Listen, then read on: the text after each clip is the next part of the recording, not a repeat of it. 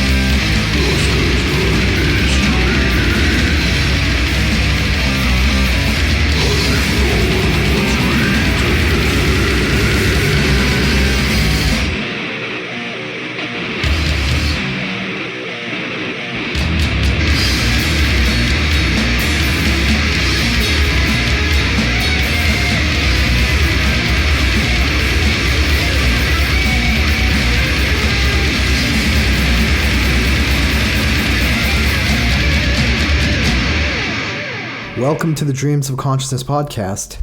If you'd be so kind, would you mind introducing yourself? I'm Herb. I'm from Drawn and Quartered. We destroy with death metal, and we've been doing that for getting, well, more years than I want to say, but it's a lot now. Now, death metal, plain and simple, is that how you guys usually describe your music?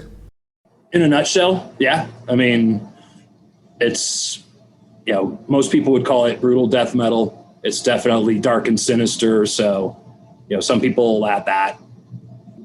Evil themes, of course, some, you know, perhaps black metal influence creeping in here and there musically, just kind of as part of the style. I don't know. I usually just kind of go with dark death metal or sinister death metal, maybe. You know, it's pretty aggressive and brutal too. So there's that, but brutal death metal usually makes people think of, you know, all the gurgle grind bands, and we're not that. So. Right. You guys aren't a slam band. I mean. No. I mean, we've got riffs that, you know, will just destroy your neck and stuff too. But yeah, we're not that style. We're much more into, I mean, honestly, our stuff's riff-based, song-based. You know, we try to, at the end of the day, make something that you want to listen to, have hearing, you know, you hear it in your head and that sort of shit. And very blast beat heavy, right? Yep. Lots of blast beats. Definitely like to play aggressive, high velocity, but it isn't all that. We've got, more than our share of doomy double bass parts too. There's a lot of influence that originates with Black Sabbath, and obviously they didn't use blast beats. Although there's occasionally on some early live stuff, Bill Ward does some shit that's kind of close to a really early proto blast, but never mind. But yeah, I mean that's where a lot of stuff comes from, definitely more than trying to be the most brutal or most heavy or the deepest vocals or anything like that. Basically, we want aspects of all of those things, but then combined with a riff that you'll remember, a song that might stick in your head or whatever. And you guys are currently a three-piece, right? Yeah, been a three-piece since about 2009. We lost our bass player actually just before the end of the tour that we did of the US in 2009. So after a bit of a hiatus, I took up the bass for Drawn and Quartered. I'd actually been playing it for a little while in a side project that we've been doing. Kelly probably had the foresight to think let's start doing this here, just in case something like this had happened. But be that as it may, yeah, from 2009 or so on, we've operated as a three-piece with me handling the bass as well as vocals. It's, it works out perfectly for us with the slight reservation of obviously one guitar. You're not going to have the same crushing power on stage that two would. Kelly's gotten really good over time at being able to play two guitar parts kind of at the same time sometimes, but can't do that and play a solo. So things like that are maybe a slight drawback. So far, in terms of us being a operating band, it hasn't been any setback. It's kind of thing that, as we go on, we think about, but, finding the right person to do rhythm guitar perhaps just hasn't happened yet. And so, that's still a question, and maybe it's something that we just would find someone that can do something on a session basis. We haven't really made a lot of plans necessarily, but it is an aspect of being a trio, of course. So you guys didn't necessarily set out to be a three-piece or a power trio. It just kind of happened. Yeah, I mean, it's just kind of the situation. In fact, at the very beginning, when Plague Bearer, this incarnation that became Drawn and Quartered began, there was a second guitar player. He just didn't last very long. He flaked out pretty quick. And, he might have had a bit of influence on the short grindcore song on the first record or something, but, that's about it. And so there've actually been a couple other attempts over the years to incorporate a second guitar player, and it just hasn't worked out for various reasons, although there have been a couple situations where we were able to play some shows as a four-piece. Definitely noticed the difference. Definitely. So for myself, at least, I'm hopeful that it's something that we'll be able to make happen eventually. But, again, just as the process of being a band, songwriting, most other aspects of being a band, being a trio works out really well.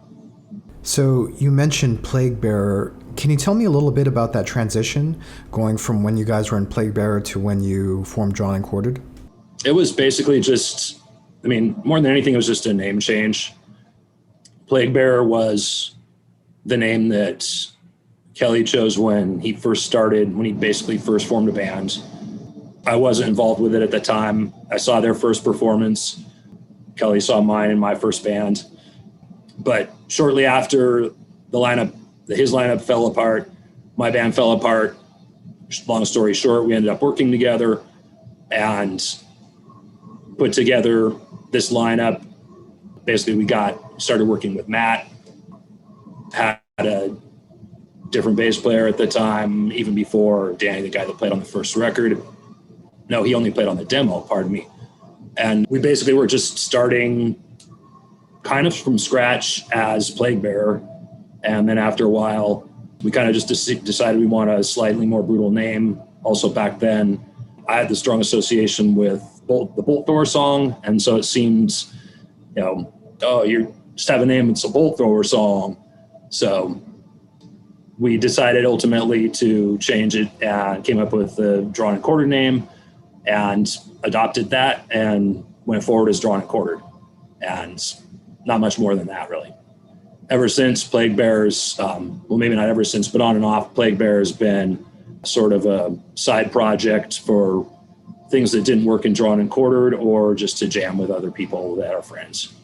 Now, when you say things that don't work for Drawn and Quartered, how would you describe the difference between Plague Bearer now, or maybe even the early days of Drawn and Quartered? What made the two projects distinct from each other? Well, I mean, to some extent, it was circumstances that kind of led to why Plague Bearer projects happened when they did. But basically, the first Plague Bearer release was the Bubonic Death demo, the predecessor of Drawn and Quartered. That's early 90s death metal to the core, basically where Drawn and Quartered grew from. You'll hear incantation, immolation, and some napalm death influences, loud and clear. Really, we got a really good sound, though. We were able to record it at a good studio, so it sounds really sick. The next material was actually some more black metal influenced material, which kind of came about because that really didn't fit into the first album era Drawn and Quartered. Matt, the drummer, wasn't really interested in playing anything that he thought sounded like that. So a lot of ideas ended up being discarded and then kind of reused for the Plague Bearer material at that time. Then later, the material that ended up being released as the Rise of the Goat, 7-inch through Nuclear Winter in maybe 2008, was something that we recorded while Drawn and Quartered, I think, was taking a break after having recorded one of the albums, maybe Return of the Black Death. And that was kind of just wanting to, basically other people wanting to jam. And so that project came together. We went and recorded it, and it was a lot of fun, and it turned out really cool.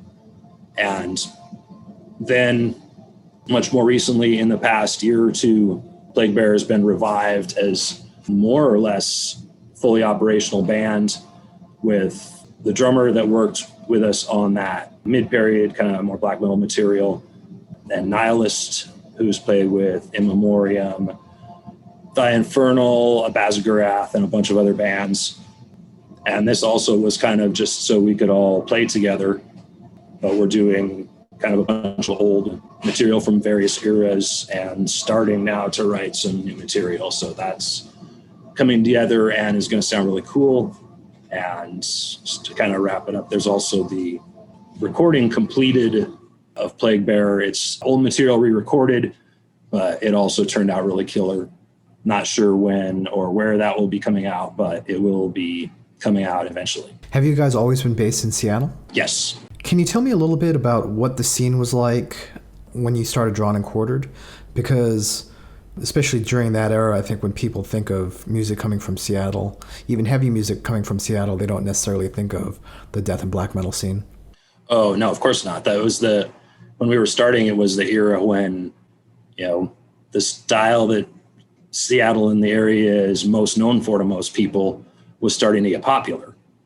All the Soundgarden and Nirvana and everyone like that was starting to get popular, and all the press was, losing their fucking minds over that. And actually a lot of people I knew in the metal scene even were like, wow, this is really cool. And it's like, no, it's not. That's bullshit. Listen to some, there's lots of good, heavy underground stuff coming out that's,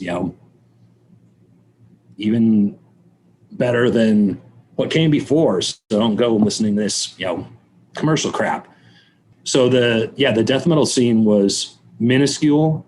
There were only a couple of places for bands to play, only a few bands. Looking back, it was a fantastic time. Of course, it was the place where most of the shows happened. The Lake Union Pub is long gone. It was a tiny punk rock type dive, and obviously someone's like, let some metal shows happen too, and the bands basically played for beer. It was basically most or all of the old local remaining people from the scene kind of came from that time. There was Infestor played. I think there was a show that Plague Bearer played with Infestor, and then later Dario Durna, who played with Infestor at the time, joined us on drums. So it's kind of how that all came together. I think Incubus from Inquisition played drums in a band from that time too. I don't remember for certain which one it was, so I don't want to name any names in case I'm wrong. But, looking back, it was a super cool time because that's where, it's the place where all the shows happened. So such as there was a scene, you hung out with people there. There'd be bands from Portland that come up, like Victims of Internal Decay. Think who else? I don't know. But it was a place. I remember seeing the Meat Shits play there with Infestor being the backing band. Like the first several shows that I played was there. So it's definitely a place that's got, a place in the heart, but it also, it was really, really underground. And so, it was really hard to get much interest or, traction or what have you. And that's, also kind of the time that death metal was just sort of starting to get a little done at the time, and black metal was just starting to be a new and shiny thing. And, there wasn't too much interest. So that angle of it was not good, but there were a lot of good times too. So this lack of interest that you mentioned, is this why you guys ended up self-releasing that first album? Yeah, it was. I mean, we had spent probably 4 years working on the material, and it might be kids being, high on themselves or whatever, but we're figuring by then we should have more people wanting to interested in us. Basically, it's the time when death metal bands were getting signed by labels, and there were these killer tours, and it might have been a situation where we thought that it would be a little easier than it was, perhaps. But yeah, I mean, we got to a point where we'd worked on all this stuff and we were ready to do something with it, basically. So when we did our, sending our promo tapes around and so forth back in the tape age, you can tell how long it was.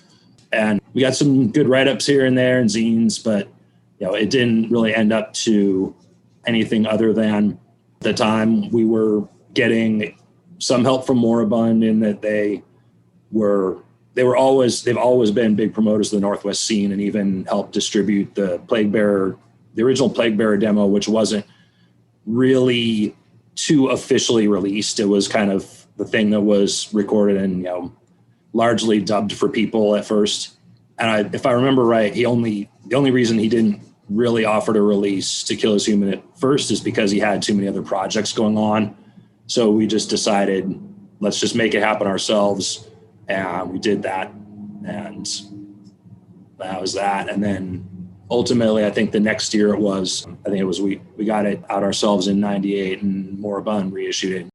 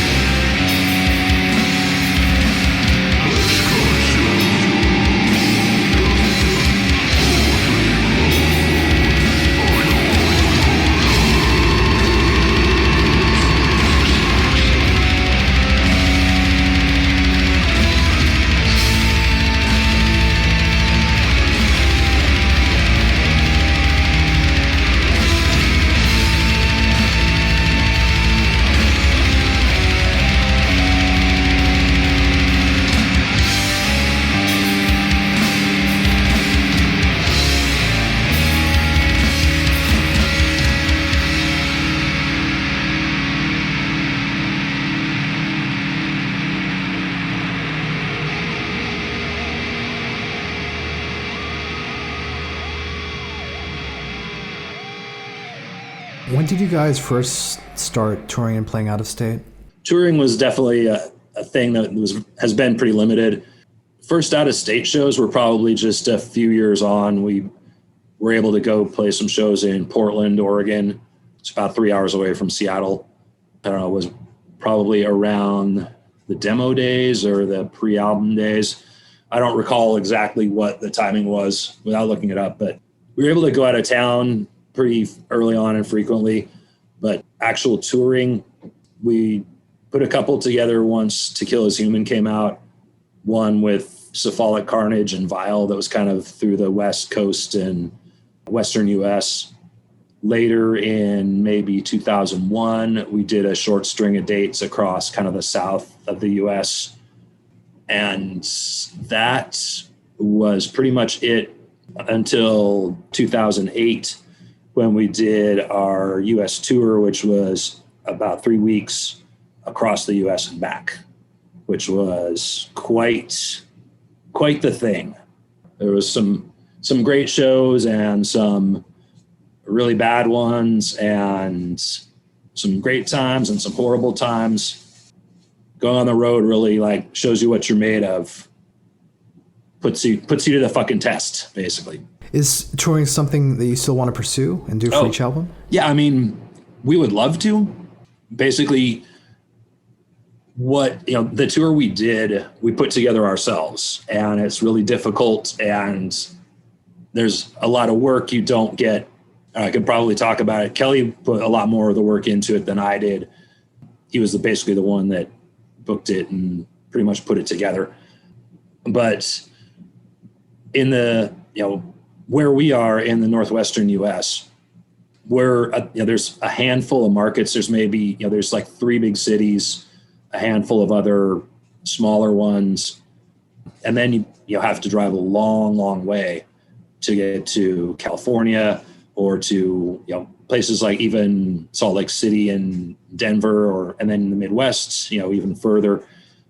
So it's a lot of, it's basically just a lot of costs and effort that goes into just the basics of touring from this area versus if you're on the East Coast or something and you can drive up and down, and there's a lot more large population centers close together, or especially in Europe, things like that. Those are the things that pragmatically kind of keep us from being able to do it. We would love to drop an album and go on a US tour and a European tour. We just haven't had it happen yet. We haven't contracted with booking agents and things like that, which are the people that actually are good at making those things happen. Those are the people who book the tours. Generally, these bands have, management and labels with money behind them that are making sure they get on the tours. And that's not saying there are underground ones and so forth too, but, as it's just seems to me that the way the underground has gone, it's kind of harder and harder, at least in the States, to just kind of put together a tour. And so that's why so much of what we've been doing since has kind of been somewhat more limited, either kind of fly-in things or, we did a amazing mini tour of Japan in 2018. And actually that was put together by someone that's been helping do some management work for us recently. And so that's the kind of thing that helps make those things happen a little more. And, then there's the other aspect too of touring doesn't necessarily pay your rent. And none of us are, young kids living off mom's couch and can just, go on the road for 6 months, no problem. But realistically, yeah, we'd love to be able to do an album and, get an opportunity to do a couple weeks on the road to help promote it. That's what, helps get your stuff in front of more people. And we just haven't been able to really do that in the right way yet. So when you formed the band, death metal as a genre was in a pretty bad place. You mentioned that black metal started to become much more prominent, much more popular. By the time you guys released that first album, things had started to turn around. When did you notice a change? Well, I mean, for what I think, as we released albums, we gradually were starting to get more interests. There was a bit of a little style shift after To Kill Is Human when we got Dario in the band. We released a few albums that kind of got gradually more and more interest. But what seemed to me to be the biggest difference, honestly, has been more recently with probably the dawn of the internet and social media and more people being able to more easily listen to more music and more easily spread it. And it's kind of funny for me to say that because I'm a kind of non-internet and media guy, and that's, not what's, but I feel like it's in the more recent years that people have gotten more, that there's been more interest in drawn and quartered. And I think it's partly been because we've also, like in 2010, we released Feeding Hell's Furnace. That was helped, I think, that it was released on a European label, on Nuclear Winter, which has some underground cred, and also, got us a European label is going to help get us a lot more exposure there that there might not have been before when our releases are coming out on a US one.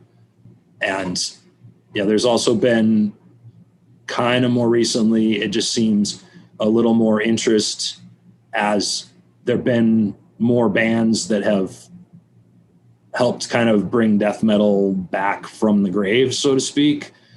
I could obviously point to a band like Dead Congregation, not all that different from what we've been doing. Is, they put their own little spin on it and got a great album out at the right time in front of the right people and did great. And, then some other bands as well have just kind of helped give broader visibility to the genre at large. And, then there's also, lastly, just longevity. And if you just stick around, gradually more and more people are going to notice you and going to just get bigger and more popular. I mean, you could point to a band like, the perfect example is Nunslaughter. They've been around forever, never fucking given up. And, they're still cranking shit out. Everybody knows who they are. How do you guys typically write songs? What's your process? It varies depending on kind of the era and situation, but generally speaking, Kelly will write riffs and may or may not arrange them in song structure. A couple recent releases, he's done arrangements to a click track, which helps in some aspects. And then they'll be fleshed out musically with bass and drums, and then I'll write vocals for it, and there you go. Does Kelly handle most of the songwriting? Yeah, he handles pretty much all of the music writing. In the past, there'd occasionally be contributions from Dario or Greg. I'm not as much of a music writer. I'm, kind of aspire to it in my spare time, but Kelly's a riff master, so doesn't exactly need my help. But yeah, he's good at it, so we let him do it. Now, does everything start with a riff for you guys?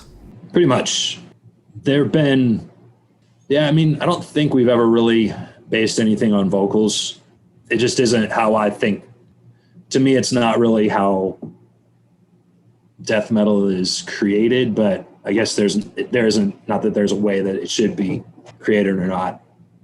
Yeah, it's pretty much always based mainly on the riff and the song, and then the lyrics follow.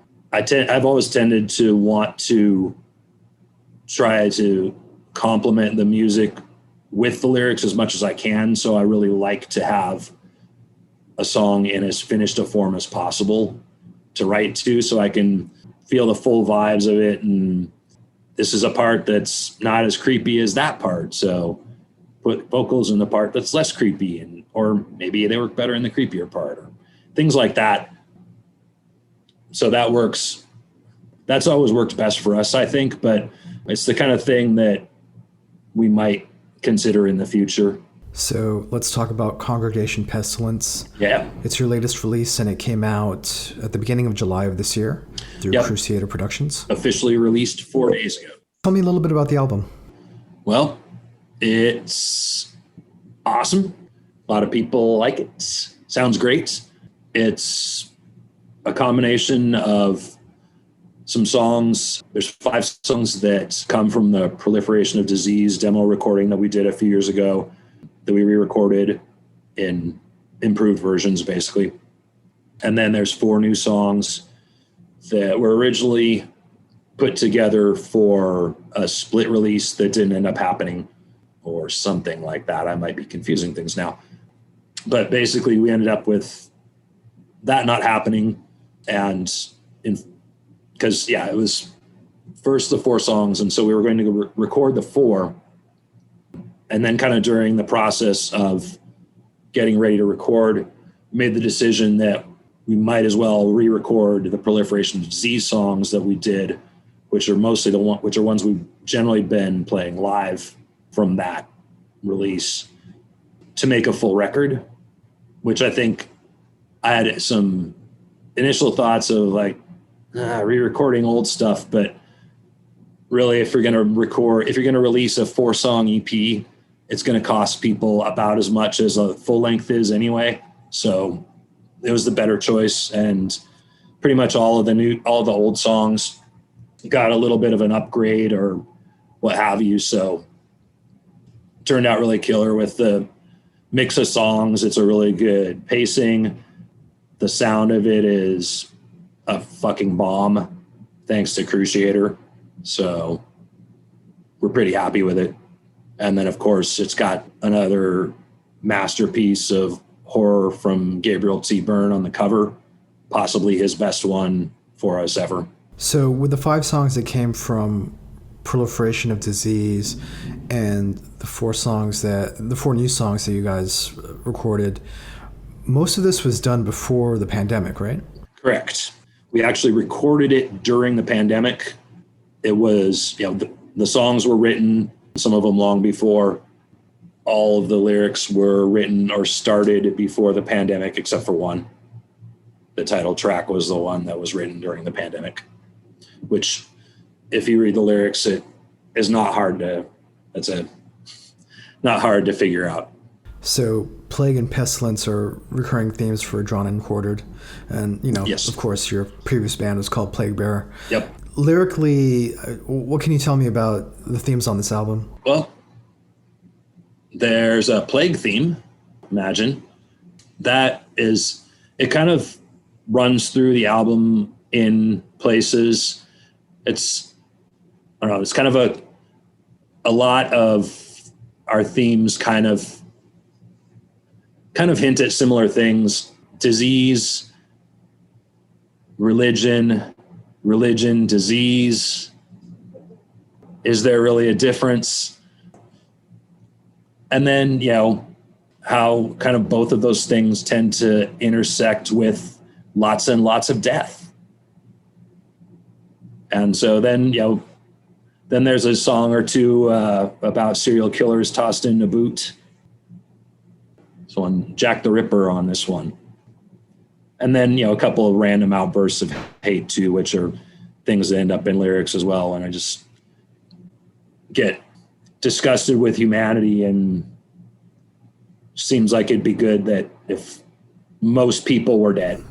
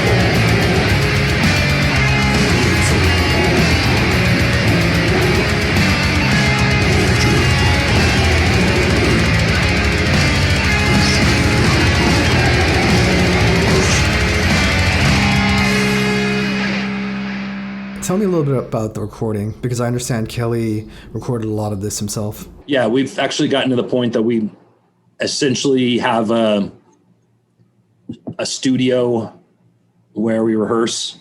He has worked for quite a while with basic recording techniques. The Plague Bearer recordings from 99 or 2000 or so or something like that were recorded on his 4-track Fostex. Shit, thinking about it, maybe even that might even be as old as the Plague Bearer demo, because I remember he gave me a tape with songs and vocal placing and stuff way back then. But so through the years, he's worked with that. The Proliferation of Disease recording was done on that as well. That was kind of, it started out basically as just, we've been playing these songs, we just want to get them recorded so we can move on. And then ultimately people were like, oh, this is great, can we release this? And so it turns into a release. And then when we started recording what became The One Who Lurks, that first started out as a 4-track recording as well. That kind of went sideways for a couple of different reasons. And he decided it was time to upgrade and got a bigger, like a 12 channel, or maybe it's 12 where you can make it more, I think, something like that, mixing board. So we're basically in a situation where we can record right there, other than the drums, which Simon has an arrangement with a friend of his that he can basically get pretty good sounds, the sounds that you hear on Congregation Pestilence, from where, I played at the recording studio or a rehearsal studio that he has. So yeah, we're in a situation where we can basically take care of it ourselves.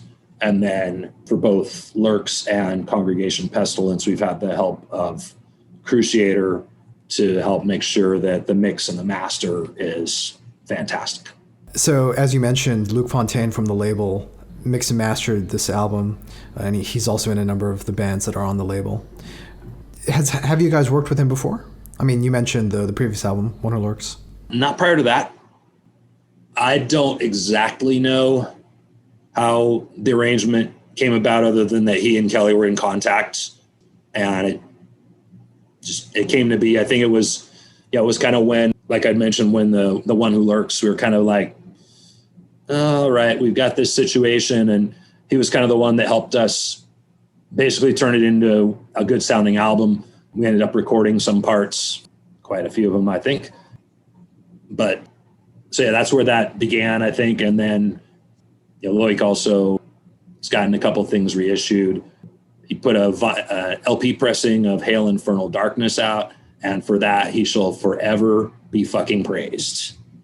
Tell me a little bit more about the label, because I'm not really that familiar with Cruciator.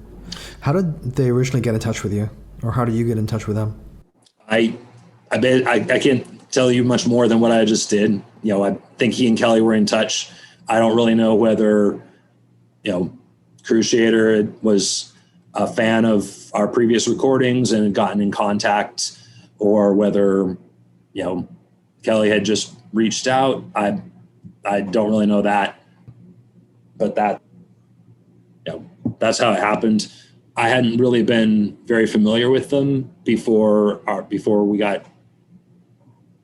started working with them. So I was under the impression that he hasn't been doing it that long, but honestly haven't spent a lot of time catching up with the history of Cruciator. But it's been a positive experience, certainly, working with him as we have so far. And they've also released all the old drawn and quartered material, right? Some. Or re-released it? Yeah, I think he's reissued To Kill Is Human. The Moribund releases, Moribund has the rights to, so the reissues of that are harder to make happen. I think I think he did a reissue of Proliferation of Disease. And then Feeding Hell's Furnace is Nuclear Winter, and I think they are actually repressing or have repressed that.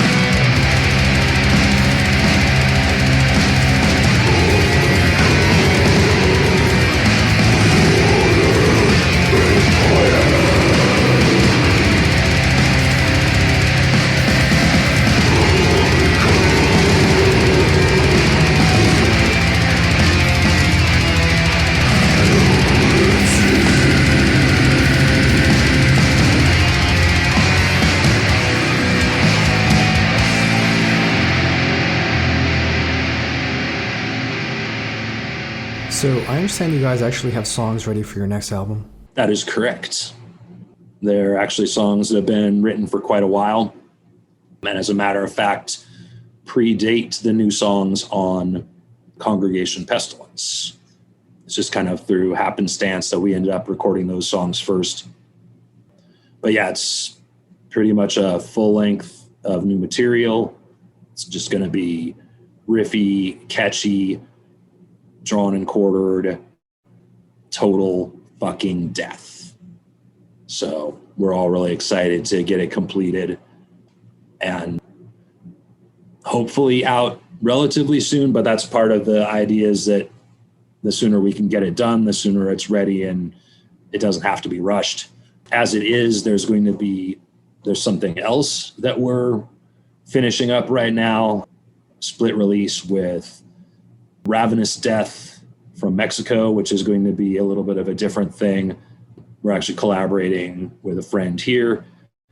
So the music is going to be a little bit different. It's still totally deathly, of course, but some kind of things that you might not normally hear drawn and quartered do.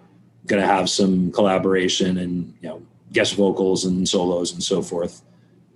So that's the recording of that is all but wrapped up now, and that'll be coming sooner or later. I don't know exactly when, on a Mexican label, I believe, possibly Vomit Records, but I don't know that for sure. So lots more to come. Now, in terms of recording, is it going to be the same setup, more or less? I'd expect so.